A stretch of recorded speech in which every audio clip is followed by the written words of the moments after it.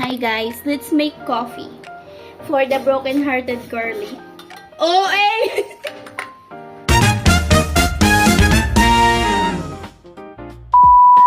Ba? Ganyan din yung feeling ko nung nag-break ang Katniel. Oh, eh! Kuno ni mama, di lang samsangitan na. Hindi ko pa nakadigos niya. Okay guys, ang panlaban sa broken-hearted Nescafe Gold. Intensity 5. Pero yung pain intensity 10. Nabisin ka, broken-hearted ka lang. Stress eating yun. I understand the feeling. Pinagdaanan ko rin yan. Na-broken? Hindi. This is Nescafe Gold.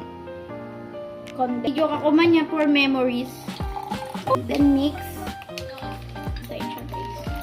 And then ayan.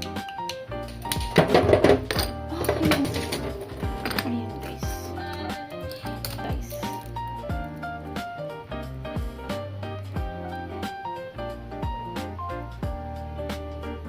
Kailangan niya ng matapang para magising siya sa katotohanan na di mababalik si Mark.